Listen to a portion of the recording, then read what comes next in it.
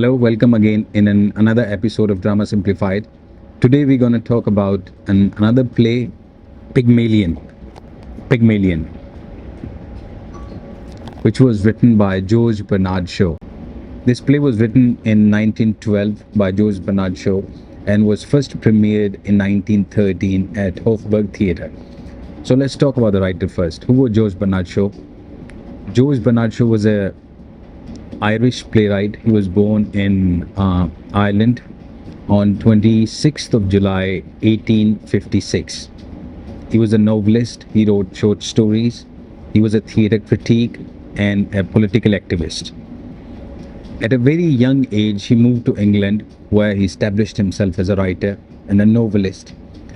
And in mid-1880s, he was a respected theatre figure and critic. He was a committed vegetarian, and when he read Marx, he became a member of Fabian Society. Also, he used his plays basically to discuss about society and politics. So, if I talk about his short stories are The Black Girl in Search of God and A Miraculous Revenge. He also wrote novels, and his famous novels are Immaturity, The Unsocial Socialist, and Love Among the Artists. These are his novels. He wrote many theatre plays as well. His early plays includes Widower's House and Mr. Warren's Professions, which was quite, you can say, was a controversial was banned because it has an open discussions about prostitution. Later on, in 1894, he wrote Arms and the Man, which was quite famous of his play Arms and the Man, which the play was also inspired from Ibsen. And after that, he wrote Men's and Superman, The Doctor's Dilemma, and finally in 1912, he wrote Pygmalion, which was his most famous play. He won Nobel Prize in 1925 and an Academy Award in 1939. The Academy Award, which he won for a film, he wrote a screenplay for that, and the play was based on his play. And then the film, was based on his play, Pygmalion. So he was the first writer who won Nobel Prize and Academy Award. Second was the Bob Dylan, who won, I guess, Nobel Prize in 1960. And in the end, at the age of 94, 2nd of November 1950, he died. So let's talk about the play. Let's talk about the characters first. There are many characters in this play. I guess 8-9 characters. Professor Higgins, Colonel Pickering, Eliza, Mrs. Pierce, and Eliza's father, which is Alfred Doolittle, Mrs. Higgins, Mrs. Insford Hill, Clara, and Freddie. So these are the characters in the play. So now we're going to talk about the play, the title of the play, why is it like that, and what the story of the play basically is. Pygmalion, written in 1912 by George Bernard Shaw. The name comes from a Greek mythological figure, and it's a very interesting story behind the title of this play. So what happened was, there was a sculpture, or you can say मूर्तिकार, जो मूर्ति बनाता था, और उस समय औरतों की जो situations थी, उसको देखकर उसने decide किया that he will not gonna marry anyone in his entire life. And after that, one day he made a sculpture and he started falling in love with that sculpture. So after that, वो Venus करके एक God थे, उनके पास गया और उसने ये इच्छा जताई अपनी कि if I fall in love with someone, I might fall in love with, similar to this kind of a figure or a lady. And he kind of also wished that maybe he come alive one day, and it happens. और वो मूर्ति जो थी वो alive हो गई. So that's a mythological story. So that's where the name come from. The story of the play is quite interesting. So the play opens with कि बहुत ज़्यादा बारिश हो रही है और एक महिला अपनी बेटी के साथ टैक्सी का वेट कर रही है, और उस टैक्सी के लिए उन्होंने अपने बेटे को भी भेजा है जिसका नाम है फ्रेडी, और वो टैक्सी लेने गया है और ये दोनों वेट कर रही हैं वहाँ पे. और नज़दीक ही कोई व्यक्ति जो खड़ा होके उनके बारे में नोट कर रहा है, वो चीज़ें नोट कर रहा है, just random looking at people and he is writing something. After that जो है ना फ्रेडी वापस आता है और वो बोलता है कि टैक्सी नहीं मिली कोई भी. तो उसकी बहन क्लारा जो होती है वो गुस्सा हो जाती है और बोलती है कि दोबारा जाओ ढूंढ के लेके आओ. Then he goes again and when he starts to leave he collides with a lady which is Eliza Doolittle. और वो फूल बेचने वाली एक महिला होती है और उससे टकरा जाता है. वो उसके फूल गिर जाते हैं, वो उठाती है, उसको गालियाँ भी देती है और बोलती है कि what are you doing Freddie, this and that, and after that Freddie leaves. तो लेकिन जब वो ऐसे ही अंदर को आती है बारिश से बचने के लिए, तो फ्रेडी की माँ उससे पूछती है कि how do you know is my son's name. So वो बोलती है कि well if you give me some points I'll tell you how do I know. तो वो उसको कुछ पैसे देती है और पूछती है कि कैसे जानती हो तुम मेरे बेटे का नाम. Then he says that she says that actually Charlie और फ्रेडी ये तो मैं सबको ही बुलाती हूँ, कभी कभार सही बैठ जाता है. तो well she didn't know his name, he just guessed and it came true. होता क्या है कि फूल बेचने वाली एलाइजा जो है ना अपनी टोकरी लेके अंदर को आती है जहाँ पे क्लारा होती है, फ्रेडी की माँ होती है, और वो उनसे कुछ फूल भी खरीदती हैं. और अचानक से वो देखती है कि कोई साइड में खड़ा होके जो है ना नोट कर रहा है कुछ चीज़ें. तो लोग बोलते हैं कि शायद वो पुलिस वाला हो सकता है, ये हो सकता है, वो हो सकता है. वो उसके पास जाती है और वो पूछती है कि तुम ऐसे किसी अथॉरिटी से तो नहीं हो या कोई गवर्नमेंट से तो नहीं हो, जो कि वो नहीं होता. खैर वो अपना दिखाता भी है जो उसने लिखा होता है. तो वो फोनेटिक्स में जो है ना कुछ कुछ चीज़ें लिख रहा होता है. So he was basically professor Higgins who teaches phonetics, and he was a teacher of phonetics. England में जितनी भी डायलेक्ट्स लोग बोलते थे उनको phonetically he knows. So that's what he was. उसके बाद क्या होता है कि जब ये सब हो रहा होता है वो उससे पूछ रही होती है कि who are you this and that. तभी वहाँ पे पिकरिंग आता है जो कि उसी भीड़ में शामिल होता है. Colonel Pickering who was from India and who wrote the Sanskrit phonetics. And so they met. They were somehow wanted to meet with each other. तो वो दोनों आपस में मिलते हैं, पिकरिंग एंड हिगिंस. और आफ्टर दैट क्या होता है कि वो हिगिंस उसको पिकरिंग को लेके जाता है और बोलता है कि आज के बाद तुम मेरे घर पे रहोगे.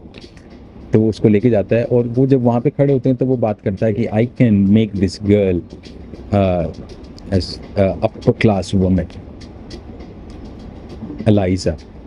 देखिए वो फूल बेचने वाली महिला होती है, उसका डायलेक्ट जो होता है उसका वो बहुत ही लोअर मिडिल क्लास का डायलेक्ट होता है. और वो जब उसको देखता है कि बोलता है कि ऐसे कौन बात करता है, but you know what I can change this lady. और उनमें शर्त लगती है ये कि थोड़े दिन बाद एक जो है ना एम्बेसी में जो प्रोग्राम होने वाला है डचेस का, या जिसमें क्वीन वगैरह ये सब आएंगे, उसमें इस लेडी को मैं प्रेजेंट करूँगा जहाँ पे ये बहुत ही सोफिस्टिकेटेड हो जाएगी और she will behave like upper class lady. ये उन दोनों में शर्त लग जाती है. मैं ऐसा कर सकता हूँ, हिगिंस बोलता है. तो पिकरिंग बोलता है कि ओके लेट्स सी. तो वो उसको वहीं पे एलाइजा को जाके बोलता है कि I can make you a better woman. और वो बोल के ये सब बातें होती हैं और वो चले जाते हैं. सेकेंड एक्ट शुरू होता है हिगिंस के घर पे, जहाँ पे पिकरिंग और हिगिंस जो है आपस में बातें कर रहे होते हैं. और वो बातें कर रहे होते हैं उस लड़की की, एलाइजा की. और अचानक से वही वहाँ आ जाती है, टैक्सी से वहाँ पे आती है. और मिसेस पीएस जो हैं, जो कि उस घर की देखभाल करती हैं हिगिंस के घर की, तो वो आती है वहाँ पे. मिसेस पीएस उसको अंदर लेके आती हैं और वो बोलती हैं कि आपसे कोई मिलने आया है, ये लेडी हैं. तो वो पहचान जाता है उसको कि तुम यहाँ कैसे. तो बोलती है कि मुझे सीखना है और ये इतनी फ़ीस मैं आपको पे कर सकती हूँ. ये सब बातें होती हैं और हिगिंस उसको रख लेता है सिखाने के लिए. और उन दोनों में जो शर्त लगी होती है कि इस लेडी को मैं इतने महीने बाद प्रेजेंट करूँगा and she'll be a different lady, she'll be upper class women. उसके बाद वहाँ पे एलाइजा का फादर आता है उसको पूछते हुए एलाइजा को, और वो बोलता है कि मेरी बेटी यहाँ पे है, मैंने सुना है. तो बोलता है कि हाँ तुम्हारी बेटी है, तुम उसको लेके जा सकते हो अगर चाहो तो. वो बोलता है लेके नहीं जाना मेरे को, उसको यहीं पे रखिए आप। और वो उनसे कुछ पैसे लेके 10 पाउंड और समथिंग लेके चला जाता है। और उसकी बेटी जब जाने को होता है, तब उसकी बेटी को अंदर लेके आया जाता है। पीएस उसको लेके आती है नए कपड़े पहना के, और वो उसी को पहचान नहीं पाता है कि ये वही लेडी है। तो वो बोलती है कि आई एम योर डॉटर। सो वो मिलते हैं आपस में, और वो उसको बोलती है कि ये तो पैसे लेने आया होगा यहाँ पे क्योंकि ये पीता है। सो ही बेसिकली ड्रिंक्स। तो चला जाता है उसके बाद वो। अब वो उसको वहाँ पे सिखाना शुरू करता है अपने घर पे। उसको वो नहलाती है पीएस। उसको मिरर पहली बार वो देखती है तब बड़ी हैरान हो जाती है कि मैं ऐसे दिखती हूँ, उसने कभी देखा नहीं होता है। और देन उसके बाद ये सारी चीज़ें चल रही होती हैं। उसी दौरान एक दिन हिगिंस क्या करता है एलाइजा को लेके अपनी माँ के घर पे जाता है। तो लेके आने को होता है, तब तक वहाँ पे मिसेस हिगिंस जो उसकी माँ होती है, उसके दोस्त भी कुछ, जो कि फ्रेडी, क्लारा उसकी बहन, और उसकी माँ फ्रेडी की माँ, तो वहाँ पे ऑलरेडी आए हुए होते हैं। और उनके सामने लाइजा वहाँ पे आती है। वो देख के चौंक चौंक तो जाते हैं थोड़े से, उनको लगता है कि ये कौन है, लेकिन फ्रेडी को लगता है कि मैंने इसको कहीं देखा है पहले, इसकी आंखें मैंने कहीं पहले देखी हैं।